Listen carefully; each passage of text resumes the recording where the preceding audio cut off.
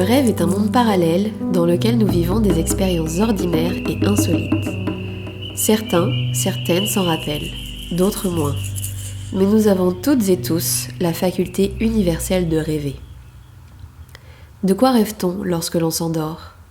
Quel sens y mettons-nous ? Quelle place a le rêve dans nos vies à l'état de veille ? Nous sommes Mimi Sao et Zoé Cléopatra, rêveuses passionnées, et nous vous proposons une série de 8 épisodes sur l'univers onirique. Entre créations originales et témoignages, ce podcast offre des clés puissantes sur le monde magique et mystérieux des rêves.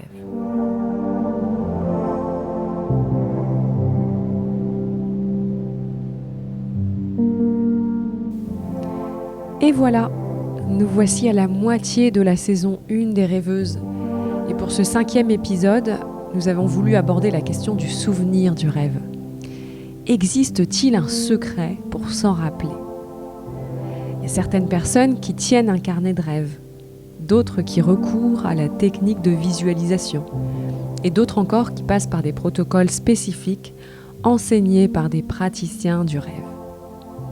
Aujourd'hui, nous vous invitons à écouter les rêves marquants de nos invités et à découvrir leurs pratiques qui nous donnent leur manière à elles de se rappeler de leurs rêves et de raccrocher les wagons du conscient et de l'inconscient. Dans cet épisode avec Zoé, on a eu envie aussi de vous partager notre propre expérience. Pour ma part, il faut dire que j'ai une facilité à me rappeler de mes rêves depuis que je suis toute petite. Moi, j'ai 31 ans et je me rappelle d'un cauchemar que je faisais de manière récurrente.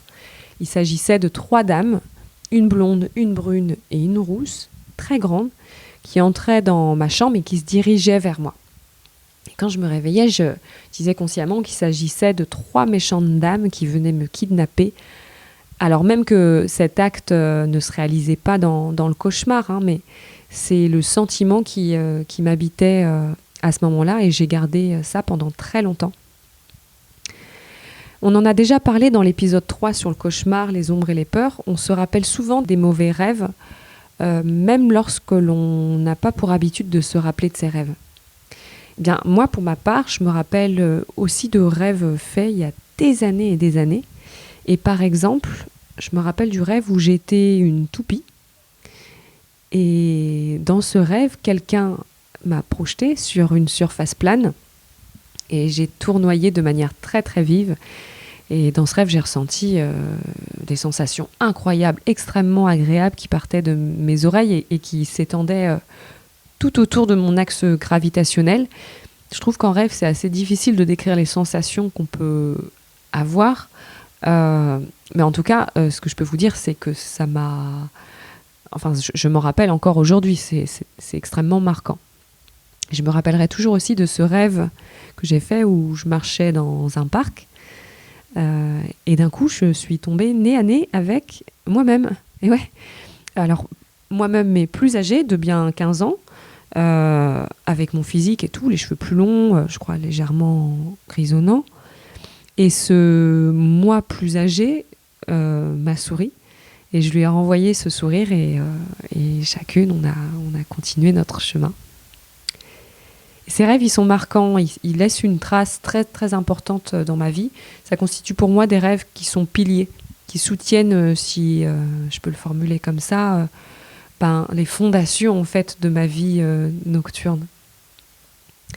Et puis il y a aussi d'autres rêves, alors les plus nombreux qui sont un peu comme des éclairs, des étoiles filantes, dont je me rappelle pas, sauf si je les note.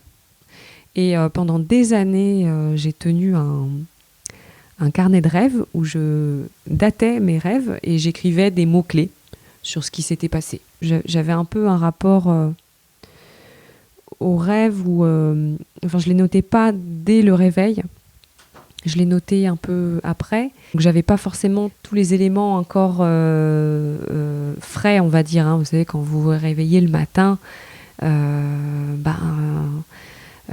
il y a plus de chances en fait pour se rappeler de manière plus précise de ses rêves, et c'est pas ce que je faisais en fait, donc je le faisais des fois même quelques jours plus tard, et donc il me restait des mots-clés comme ça. Et depuis qu'on a commencé le podcast avec Zoé, je me suis procuré un nouveau carnet, notamment grâce aux témoignages des personnes qu'on a rencontrées, qu'on a enregistrées, qui m'ont inspiré Et vous allez en entendre tout à l'heure. Et donc depuis, je note le titre de mes rêves, le contexte dans lequel s'inscrit le rêve, mon état d'esprit, l'événement qui s'est déroulé dans la journée. Et je décris ensuite de manière la plus exhaustive mon rêve. En plus du carnet que je tiens, j'ai parfois aussi des intentions avant de dormir où je me fixe des objectifs. Par exemple, de quoi j'ai besoin dans ma vie en ce moment. J'aimerais rêver de telle ou telle chose cette nuit. Et j'ai remarqué que ça avait tendance à marcher davantage quand j'écrivais cette intention ou cet objectif. Par exemple, l'autre fois, j'avais donc demandé de quoi j'avais besoin dans ma vie, justement. Et j'ai rêvé que j'étais en cours et que j'avais oublié qu'il y avait un devoir ce jour-là et que j'essayais de négocier avec un professeur qui avait pris la figure d'un pote à moi de pouvoir le réaliser ultérieurement. L'intégralité du cours, je ne le maîtrisais pas, ce qui n'était pas le cas des autres personnes autour de moi qui, elles, étaient tout au courant qu'il y avait un devoir et visiblement, puisque je les observais, avaient composé leur devoir sans problème, quoi. J'ai été la seule à essayer de gratter un peu de temps.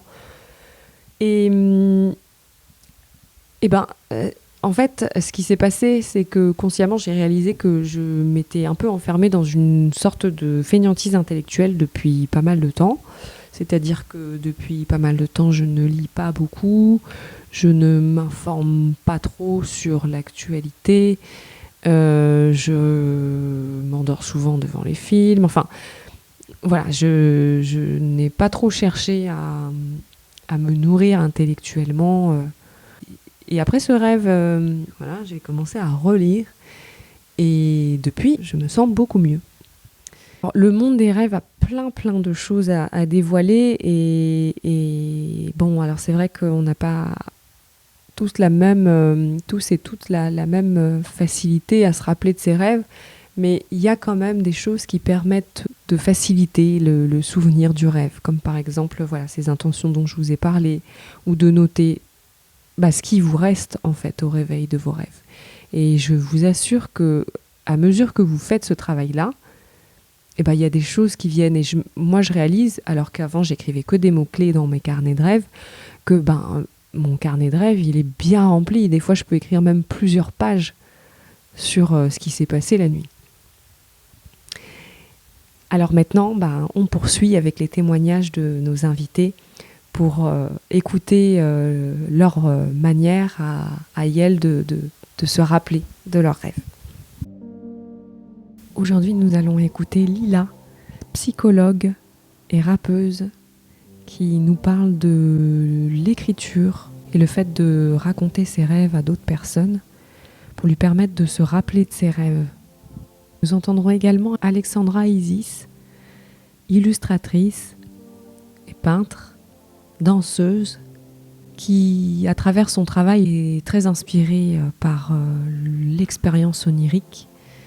Dans ses fresques qu'elle réalise, elle invoque les esprits de la nature et nous invite à nous relier à eux, à écouter leurs messages pour incarner un monde plus sensible, plus mystique, plus magique, plus résilient et plus juste. Alexandra Isis nous parle d'une formation qu'elle a réalisée auprès d'un praticien qui s'appelle Willem Hartmann et qui propose des formations avec une approche spirituelle, philosophique et chamanique, notamment autour du rêve. Alexandra a eu la chance de participer à cette formation et nous allons également écouter Julien, marin et musicien, qui nous parle de son rapport au sommeil et à ses rêves lorsqu'il est en mer, et des techniques qu'il a trouvées pour mieux se rappeler de ses rêves tels que la visualisation ou l'alimentation. Bonne écoute. Lila. Depuis que je suis petite, en fait, mon père me demandait à chaque matin si j'avais bien dormi et si j'avais rêvé. Et donc c'était un peu le rituel du matin de se raconter nos rêves respectivement, mon père et moi. Et je pense que mine de rien, de s'entraîner à les raconter, ça fait que tu t'en souviens de mieux en mieux avec le temps. Enfin, moi j'ai l'impression de ça en tout. Vous aviez comme un rituel Ouais. Alors ma mère, ça l'ennuyait beaucoup parce que des fois nos rêves étaient un peu absurdes et ça partait dans tous les sens et du coup c'était pas forcément, c'était plus un moment privilégié que mon père où vraiment il y a eu ce petit rituel qui s'est instauré très très vite quand j'étais petite, de voilà, se raconter nos mondes oniriques l'un et l'autre le matin quoi. Excellent. Et t'as continué à faire ça avec d'autres personnes après ? Ouais, bah en fait, du coup, vu que je suis psychologue, forcément, dans notre formation, la question du rêve, elle est importante. On en parle beaucoup. C'est vrai que du coup, bah, j'ai forcément fait pas mal de rencontres durant mes études de psycho. Et donc, beaucoup de mes potes sont psychologues ou sont passés par le cursus de psychologie et font autre chose maintenant. Et du coup, c'est vrai que c'était souvent des trucs où, bah, quand t'es étudiant en psycho, passer le cap de t'as toutes les maladies. Ensuite, tu commences à essayer d'analyser les mécanismes de défense qui sont à l'œuvre dans tes rêves, tu essayes de comprendre les symboliques, et puis très vite, tu te rends compte que la symbolique, elle est propre à chacun, et que ça sert à rien d'essayer de prendre des petits bouquins qui te disent « Ah, les dents, si t'as rêvé des dents, ça veut dire que c'est la mort !» Ça, finalement, on se rend compte que c'est un peu... Enfin, ça marche pas, en fait. Donc, du coup, c'est essayer de comprendre un peu ses propres symboles et à quoi ça renvoie de notre histoire. Le rêve, c'est une manière de tromper un peu l'inconscient. C'est-à-dire que, du coup, tes désirs, qui sont des désirs un peu inavouables, tant pour les autres que pour soi-même, vont arriver à pouvoir s'exprimer dans tes rêves, mais en passant par des formes de déguisement. Le déguisement fait que le rêve peut avoir l'air un peu loufoque et ne pas avoir de sens. Et finalement... ça en a un, ça n'a pas un sens figé parce que finalement la manière dont on raconte un rêve, elle sera pas ce sera pas de la même façon si c'est au réveil, si c'est 3 heures après le moment où t'as rêvé, si c'est le lendemain quand tu racontes ton rêve. Enfin, moi je sais que je vois aussi une psychologue et du coup souvent elle me fait me parler de mes rêves aussi parce que c'est une manière pour elle de peut-être voir un peu ce qui se trame inconsciemment pour moi dans le moment où je fais le rêve et de voir est-ce qu'il y a des choses qui se répètent dans ces rêves ? Est-ce qu'il y a des choses qui bougent ou pas ? Et voilà. Donc, du coup, c'est pas tellement une histoire de symbole. Là où je disais que c'est un peu caduque, c'est souvent il y a des manuels un peu en disant si t'as rêvé d'une fleur, ça veut dire ça, et si t'as rêvé de ça, ça veut dire ça. Et ça, on se rend compte qu'en fait, ça veut rien dire parce que ne serait-ce que si on prend l'exemple dans d'autres cultures, les symboles n'ont pas les mêmes significations. Et donc, du coup. Ça reste très ethnocentré que de dire tel truc, ça veut dire ça pour tout le monde. Donc voilà. C'est plus comprendre comment ça fonctionne, quelle fonction ça a et quels sont entre guillemets les mécanismes à l'œuvre dedans. Est-ce que tu rêves ? Ouais, je rêve pas mal, souvent. Alors pas toutes les nuits, c'est pas tous les matins que je me réveille avec un rêve dont je me souviens, mais en fait, du coup, j'ai pris l'habitude aussi de les écrire maintenant parce que je trouve que en fait, j'ai un espèce de drive sur mon ordi où j'écris déjà beaucoup de bases et du coup, ça fait des années que j'écris. Alors, des écrits souvent dans le cadre de mes insomnies pour me vider la tête ou du coup des rêves que j'ai faits qui m'ont marqué et où j'ai pas envie de les oublier. Je sais pas ce qu'ils veulent dire, mais je me dis qu'à un moment donné, ça va avoir une signification. Ou du sens en tout cas et là en fait récemment je me suis retrouvée à lire tous les écrits que j'avais fait, je sais pas, depuis 2012, j'en ai même retrouvé de quand j'étais au collège, enfin ou même avant et c'est vrai qu'en fait c'est assez rigolo parce que je vois malgré les années qui ont passé finalement il y a des choses assez récurrentes qui se retrouvent et du coup je trouve ça intéressant de voir qu'il y a une continuité malgré les années qui passent en fait. Je fais plus des cauchemars que des rêves joyeux pour être tout à fait honnête. Souvent ça se mélange beaucoup, mais ce que j'ai repéré c'est qu'il y a souvent un même rêve que je fais et en tout cas c'est les mêmes peurs qui s'expriment dedans où concrètement je me retrouve toute nue dans le métro et j'ai l'impression d'avoir été droguée et je ne sais pas rentrer chez moi. Et ça c'est un rêve où pendant des années je l'ai fait et même ado, parce que j'ai des écrits qui datent de l'adolescence où ce rêve se répète. Et là récemment j'ai refait ce rêve mais j'étais habillée et je me dis mine de rien il y a des choses qui bougent en fait je suis plus toute nue, au moins je suis habillée. Je sais toujours pas où je vais et j'arrive toujours pas à rentrer chez moi mais au moins je suis habillée. Voilà. Dans le métro ? Dans le métro, ouais. Du coup, j'ai grandi à Paris, donc j'ai des univers très citadins dans mes rêves. Et puis même dans les autres villes où j'ai vécu, il y avait le métro. Et c'est vrai que les transports en commun sont un truc qui revient très très souvent dans mes rêves. Et il y a vraiment toujours cette question de rentrer chez moi et de pas y arriver, quoi. Ce qui est compliqué aussi, c'est que quand je me mets à écrire mes rêves à mon réveil, forcément, je raconte pas exactement ce qui s'est passé dans mon rêve. Au moment où je l'écris, il y a déjà un processus de transformation, de narration de l'état conscient qui fait que ça vient modifier forcément un peu le rêve. Et écrire ses rêves, c'est pas évident. Des fois, je rêve de trucs très graphiques, il va y avoir des effets visuels, enfin, c'est compliqué à transcrire, je trouve, en le parlant, quoi. Et donc forcément, quand tu le réécris, tu l'écris, tu le réécris, en fait, et tu réécris l'histoire. Mais ça reste... J'essaye de le faire en écriture automatique. Donc vraiment, je me réveille, je note tous les éléments que j'ai et après, je relis plus tard. Ça, c'est intéressant parce qu'effectivement, quand on écrit, est-ce que c'est vraiment authentique ou alors est-ce qu'il n'y a pas une part de conscient qui vient ensuite édulcorer ou enfin, du moins ajouter des choses et finalement, Ouais. c'est presque... c'est pas tout à fait ce qui s'est réellement passé dans le rêve, quoi. C'est ça. Mais c'est vrai que la question de l'authenticité, moi, plus ça va, plus je me dis que finalement, c'est pas la plus importante parce que de toute façon, même quand il nous arrive un événement, enfin, deux personnes vivent le même événement, elles vont sûrement avoir deux visions différentes de ce même événement et elles vont pas avoir les mêmes traces dans leur psychisme de cet événement-là. Et donc, de manière générale, en tant qu'être humain, dès qu'on raconte une histoire ou quelque chose qui nous arrivait, à chaque fois qu'on on le raconte différemment. Et enfin, je sais pas, mais même dans des périodes de vie, quand on vit quelque chose de difficile, sur l'instant, on a l'impression qu'il n'y a pas forcément d'après ou que ça n'a pas de sens, et c'est ça qui fait mal. Et au fur et à mesure, dans l'histoire personnelle, au fur et à mesure que le temps avance, on se rend compte que 3 ans après de cet événement, on va pas en parler de la même manière, et on va arriver à le raccorder avec d'autres événements de vécu, et finalement, dans le temps présent, on va se dire...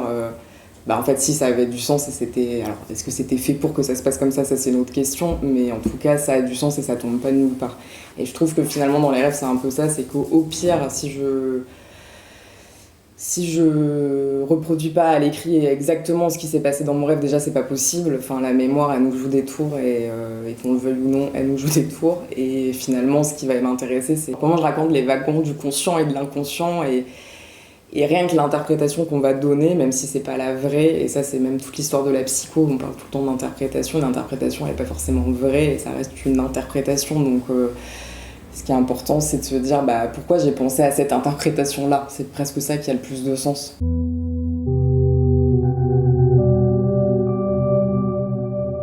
Alexandra. Moi, j'ai fait une formation, entre guillemets, avec un enseignant qui se spécialise vraiment sur cette approche du rêve actif et du rêve éveillé et de tout un processus autour des rêves. Et du coup, pendant 2 ans, j'ai été avec des gens, on avait un groupe Facebook, et tous les matins, on se racontait nos rêves, à plusieurs. Et avec un protocole d'analyse des rêves collectifs où... en fait, l'idée, c'est pas du tout de dire « Ah, t'as rêvé d'une araignée, ça veut dire qu'il va t'arriver ça ». C'est plutôt, moi, si c'était mon rêve, le fait d'avoir vu cette araignée, ça m'évoquerait ça. En fait, c'était des espaces d'imaginaire collectif pour essayer de s'aider à comprendre les chemins qui peuvent se frayer là-dedans. Mais je veux dire, avec aucune structure de plus que nos compréhensions sensibles de ces espaces-là, quoi. Mais ce qui était marrant, c'est qu'à force de travailler à plusieurs, on avait aussi on faisait des rêves communs, on voyait des choses, des fois 3 personnes rêvaient des mêmes choses au même moment. Et travailler ensemble sur les rêves, ça crée des choses, ça crée des catharsis collectives aussi. Soit on avait nos rêves de nuit individuels chez nous, soit on était dans les périodes de stage, on était pendant 2 jours tous ensemble, et pendant 2 jours on faisait des pratiques. Donc aussi des pratiques au tambour, des pratiques... on faisait pas mal de pratiques en état modifié de conscience. Mais toujours autour des rêves. C'est-à-dire qu'on pouvait, par exemple, aller chercher un rêve, ramener un rêve... on peut faire ça en hypnose, on peut faire ça avec plein de choses. Un allié qui va nous permettre d'être dans un état modifié de conscience et d'accéder à ces espaces. Et du coup, on est toujours dans ce truc d'aller poser une intention, de demander à un rêve de revenir, un rêve qui est important, et ensuite d'aller voyager dedans. Ce qui permet d'aller voir au-delà de ce qu'on a pu y voir dans la nuit. Je sais pas, moi j'avais vu une panthère et je comprenais pas pourquoi il y avait cette panthère. Là, je suis repartie en me disant bon, je vais aller discuter avec elle et je vais lui demander. Et tu peux changer la fin, tu peux négocier quelque chose avec les éléments de ton rêve. En fait, tu viens raconter l'histoire dans l'histoire. Et donc on travaillait beaucoup pendant l'après-midi, pendant les journées ensemble, comme ça. Donc déjà pendant les sessions, ça arrivait qu'on voit les mêmes choses, parce que je pense qu'il y a des effets catharsis quand on est plein à travailler dans ces espaces-là. Mais même sans travailler sur les rêves, ça nous arrive hyper souvent, d'être 5 à avoir vu un serpent qui est au même endroit, qui faisait le même truc, la même couleur. Mais ça, j'ai pas d'explication. Pour moi, c'est une magie collective qui, dans des espaces comme ça, où on est vraiment reliés les uns aux autres, on voit les mêmes choses. Comment tu les notes, toi, tes rêves? Alors nous, on a un protocole depuis le travail que j'ai fait avec Willem. Le protocole, c'est... je crois que c'est Eris. En gros, l'idée, c'est normalement, parce que du coup, je suis pas quelqu'un de très protocolaire, donc je fais jamais comme il faut, mais il y a des moments, je le fais. L'idée, c'est que tu te réveilles et vraiment au saut du lit, tu écris à la première personne. J'ai fait ça, j'étais là, j'ai dit ça. Enfin, t'analyses pas en tout cas. Tu racontes l'histoire à la première personne. Ensuite, tu dis donc je crois que c'est émotion. Donc, quelle émotion t'étais quand tu t'es réveillée avec ce rêve? R, réalité. Quels éléments de la réalité étaient dans ton rêve? Donc, les éléments de la réalité, ça peut être des personnes, ça peut être des lieux. Par exemple, Bricorama, même si ça n'a pas trop de sens, ça reste une marque, ça reste réel, ça existe dans notre monde éveillé, donc tu notes. I, c'est l'intention. Est-ce que potentiellement, quand tu t'es couché, tu avais une intention? Parce que nous, dans ces pratiques-là, on peut faire appel à des rêves, c'est-à-dire on peut demander je voudrais parler à ma grand-mère, je sais que je dois prendre une décision, est-ce que je peux avoir un rêve qui va me guider, tout ça. Enfin, ça fait partie du truc. Et quand c'est pas l'intention, ça peut être dans quelle énergie on est quand on se couche. J'étais hyper angoissée, j'étais hyper bien.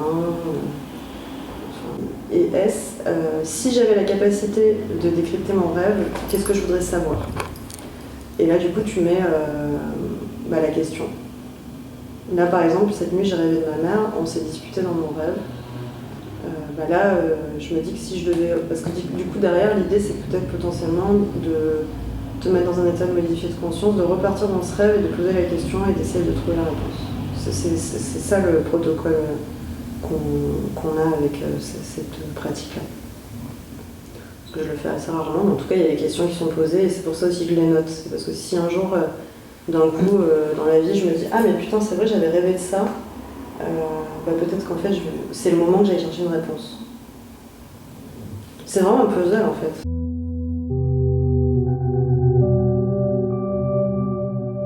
Julien. Il m'est arrivé de faire un rêve où il se passait plein de trucs dans ce rêve. J'étais en famille, on montait dans une voiture pour aller dans un cinéma. On était presque en retard par rapport à l'heure de projection. Je me souviens de tout, la maison, comment elle a été construite, etc., etc. Je pourrais même les dessiner. Mais l'info importante de ce rêve, c'est qu'à un moment donné, je ne sais plus ce qui se passe, je me mets à pleurer, mais vraiment à chaudes larmes, une crise de larmes. Et là, j'ai un ami hongrois que je n'ai pas vu depuis 20 ans, André H., qui se retourne vers moi. Donc, je ne vois pas ce qu'il foutait dans mon rêve avec ma famille. Et je me retrouve dans une maison, voilà, et il me tend un plat de pâtes en me disant « Julien, prends ça, c'est bon pour toi.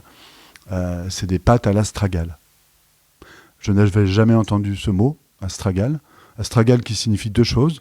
L'os du pied qui recouvre le pied, et donc c'est un petit os qui est au niveau du cou de pied, qu'on l'appelle.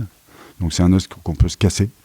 Et c'est aussi une plante chinoise contre le cancer, pour la détente aussi du corps et du système parasympathique-sympathique, qui a des vertus donc positives, en tout cas connues en Chine depuis vraiment longtemps. Donc moi, en me réveillant du rêve, je note un peu tout ça, et puis je note astragale, aller voir, donc plusieurs jours après, je vais voir sur Internet, je vois que c'est une plante, etc.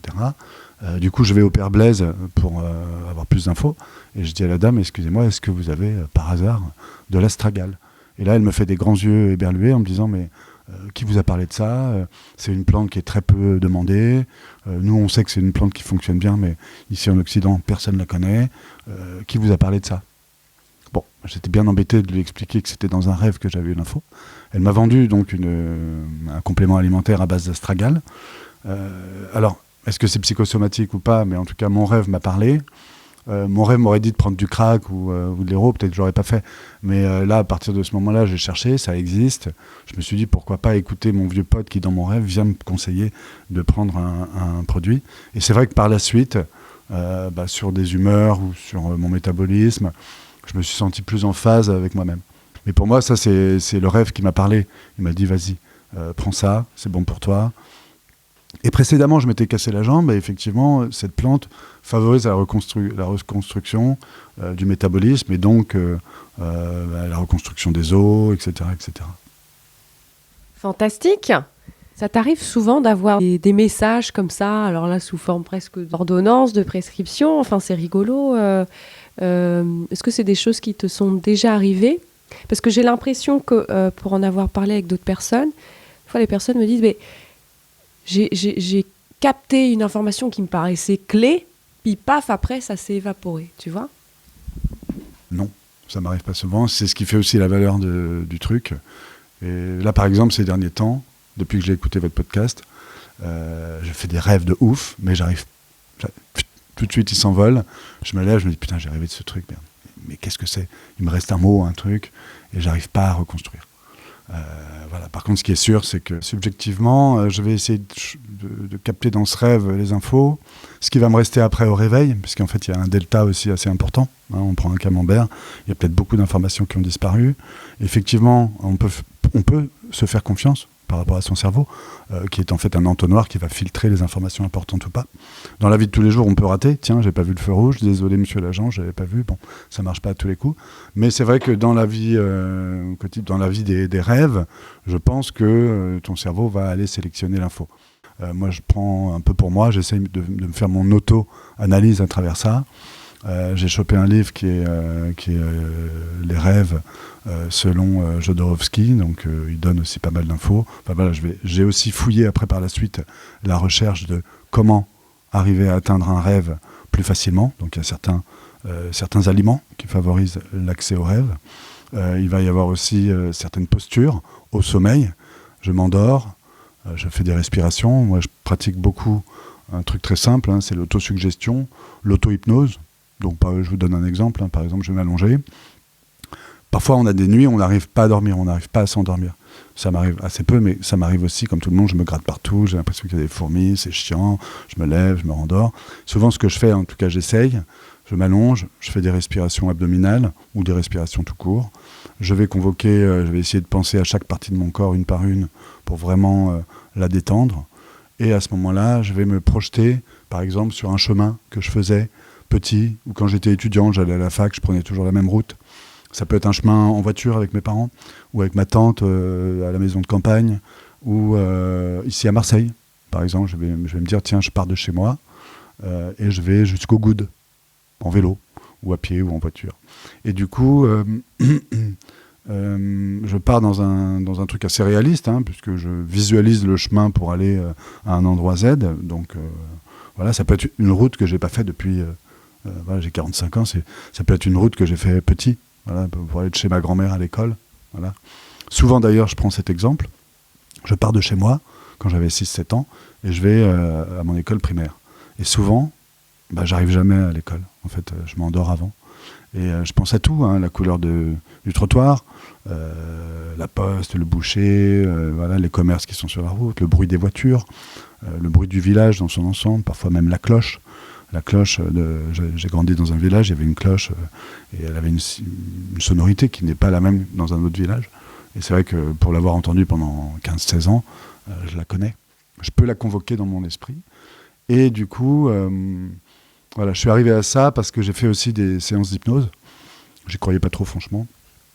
Pour lever certains blocages. Moi, je suis musicien aussi. Et c'est vrai qu'il m'arrivait d'avoir certaines crampes, certains trucs. J'étais voir un hypnotiseur pour lever ça, et on a travaillé sur la confiance du corps. Il faut se faire confiance. Et là, j'ai découvert un monde fou, en fait, de possibilités. Donc, avec un esprit exercé, entraîné, éventuellement, lire, par exemple, si je lis de la science-fiction avant de m'endormir, je peux, ou pas, hein, après, je n'ai pas le bouton, mais je peux rêver que je suis dans un vaisseau spatial qui traverse... voilà. Je dis lire parce que voir un film... ça bloque tout de suite l'imagination, puisqu'on a une chose, enfin une matière pas palpable, mais on nous projette des images qui tout de suite nous mettent dans un univers. La réalité virtuelle, c'est génial parce qu'on peut être dans un rêve, clairement. Hein. Je peux être à l'île Maurice sur une plage en version réalité augmentée avec le bruit de la mer. Demain, peut-être le vent, les odeurs. Voilà. Mais le faire en soi-même, avec soi-même, ça demande plus d'efforts, plus d'écoute, plus de détente. Mais en s'entraînant petit à petit, on arrive à convoquer ça. Est-ce que tu as remarqué que tes rêves, enfin que l'environnement dans lequel tu étais influait sur tes rêves? De quoi tu rêves en mer? Alors en mer, ce qui est cool, c'est que tu es bercé. Si tu n'as pas de mal de mer au moment où tu t'endors, parce que ça peut arriver aussi, c'est très désagréable. Mais dans ce cas-là, il vaut mieux dormir. Et donc en mer, effectivement, l'environnement va jouer. Par contre, tu vas pas forcément rêver de pirates. Voilà, c'est pas aussi tranché que ça. D'accord. Moi, c'est vrai que j'ai eu la chance de naviguer sur le Belém, qui est un vieux gréement, et donc un navire pas en bois, mais quand même qui craque un peu, dans une salle d'équipage où on était 12, très serré, avec des bruits de corps, des gens qui ronflent, le bruit du bateau, etc. Et dans mon souvenir, c'est un endroit qui pourtant ne prête pas même à s'endormir. Et pourtant, avec la fatigue de la journée, etc., t'es bercé, tu te mets dans ta petite bulle, ton petit cocon. Voilà, l'important, c'est d'être bien. Et en fait, tu peux être bien, vraiment. Il y a des gens, ça les énerve d'entendre un petit bruit ou une petite goutte qui tombe. Quand tu es sur un bateau, tu as des chaînes, tu as des câbles, tu as du vent, ça souffle, etc. Et pourtant, tu t'endors. Mais bizarrement, quand j'ai fait cet embarquement qui a duré 2 mois, non-stop, tous les jours, j'ai rêvé beaucoup de mon enfance. J'ai retrouvé ma première petite copine. Bizarre. Donc ça n'avait rien à voir avec la mer. Mais par contre, c'est vrai que le fait de changer d'endroit crée aussi ce petit delta où tu es un peu décontenancé. Ou peut-être tu vas aller chercher des outils de référence ou des choses qui te... voilà. Mais la recherche continue et c'est vrai que s'il y avait une clé, s'il y avait un secret, moi je veux bien qu'on me le donne. Genre, tu te mets à tel endroit, puis tu fais des rêves de malade. J'y vais direct, quoi. Si demain, il y a un bar à rêve qui ouvre, genre, on te fait un petit cocktail adapté au rêve, puis tu as le droit de t'allonger un petit peu, pourquoi pas, quoi. Je veux bien tester. Et après, moi, les meilleurs rêves aussi que j'ai faits, vraiment les trucs, on va dire, très profonds, j'ai pas été beaucoup à l'hôpital, mais quand tu te fais une anesthésie générale, et quand tu es en salle de réveil, tu vas osciller entre des moments de réveil. Bon, parfois, tu ressens ta douleur, mais tu vas aussi avoir des moments de totale extase. Enfin, on va dire tu es bien, quoi. T'es bien parce que bon, les produits t'ont emmené dans une... Voilà, t'as été endormi, tu ne sentais rien, donc tous tes nerfs sont relâchés, etc. C'est souvent dur d'en sortir, enfin de remonter, il te faut un peu de temps. T'es bien accompagné, mais c'est vrai que par exemple, si demain un hôpital dit on va faire une salle de réveil juste pour que des gens viennent rêver, retrouvent leurs rêves, pourquoi pas. Donc j'en parlais avec un pote qui est médecin réanimateur, anesthésiste, et il me disait c'est vrai que ça pourrait être une bonne idée, même si légalement ce serait compliqué à justifier, de faire rembourser par la Sécu du matériel hospitalier qui permet d'endormir les gens ou de les réveiller, mais peut-être ça ferait du bien aux gens aussi de se reconnecter avec leurs rêves les plus profonds. Ouais. C'est une piste. Je me suis reconnectée à mes rêves et à l'envie de m'en souvenir en 2014, quand je suis arrivée au Brésil. Mes colocs se racontaient leurs rêves le matin. J'ai pu me rendre compte que c'était une pratique plutôt commune ici. Alors moi aussi, j'ai voulu prendre part à ces partages. Moi aussi, j'ai voulu me souvenir de mes rêves et les raconter. Pour me raconter, pour mieux me comprendre, dans les yeux et dans les mots des autres aussi. Alors j'ai demandé à me souvenir de mes rêves, j'ai demandé à bien dormir, et j'ai commencé à les raconter. Puis de plus en plus, j'avais des flashs qui me venaient à journée. C'est devenu de plus important, et donc j'ai commencé à les noter. Et à partir de là, en me concentrant dessus, en leur donnant plus de place, ils sont devenus plus présents et plus clairs. À ce moment-là, aussi, est sorti un agenda, la mandala lunaire. C'est un outil de connaissance personnelle autour des cycles lunaires et menstruels, de l'écriture quotidienne, de l'étude des rêves et des savoirs ancestraux. C'est un outil simple, qui a pu m'aider à me reconnecter et à me réécouter. Mais il y a des moments où je rêve pas du tout. Et ça peut durer des semaines. Il y a quelques mois, j'ai décidé de faire une cartographie de mon monde des rêves. C'est un monde dans lequel je retourne depuis des années, où je retrouve les mêmes lieux, les mêmes personnes. C'est un peu la crème de mon monde. J'en fais cette analyse maintenant. Et ça m'est déjà arrivé de me réfugier dans ce monde, par exemple, en faisant des siestes et en adorant faire des siestes. Bon. Et puis le jour où j'ai décidé de le dessiner, trou noir. Comme si l'inconscient me montrait son évidence intouchable. Comme s'il me disait « Profite de ces moments, quand tu y es, et nul besoin de l'étudier, ne cherche pas à le disséquer. Pourquoi ? Pour comprendre quoi ?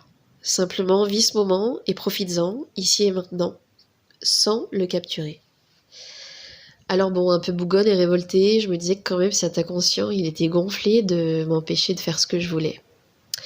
Bref, j'ai accepté.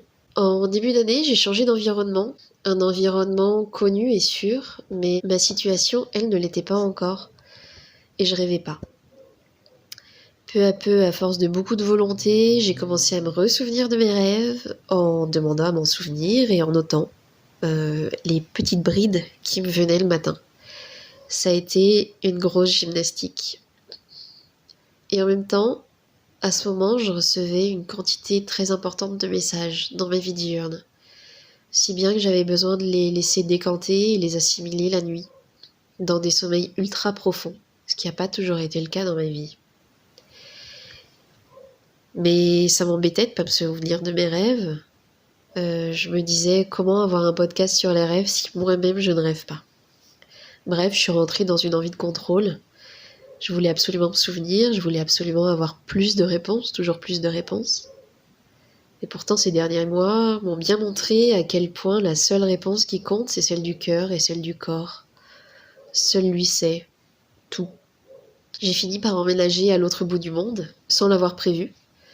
Un autre bout du monde que je connais déjà bien, mais ça remue tout de même. Et en retrouvant la stabilité et la sécurité, mes rêves sont revenus.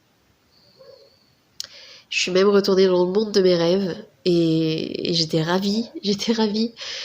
Et c'est drôle parce que là-bas aussi j'ai déménagé et il y a plein d'images qui coïncident, et beaucoup de lieux qui font sens aujourd'hui alors qu'avant je les observais seulement.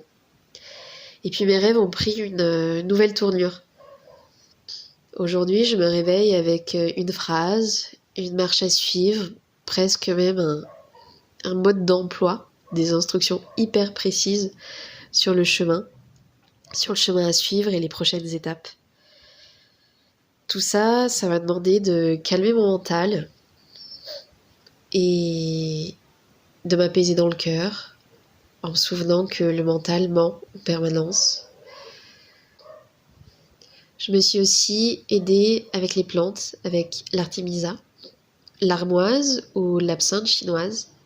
J'en prends 2 tasses en fin de journée. Elle détend et elle permet d'ouvrir l'œil sur la nuit.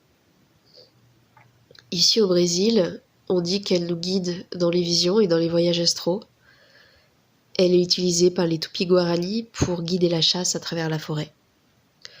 Aiguiser l'intuition donc. Une tisane qui me plaît bien, c'est l'artémisia, le jasmin, la rose, la menthe et un peu de cannelle. Pas trop, parce qu'elle excite. Vous m'en direz des nouvelles. La tisane, c'est 10 minutes d'infusion dans une eau portée à ébullition au préalable, filtrée et consommée dans les 24 heures.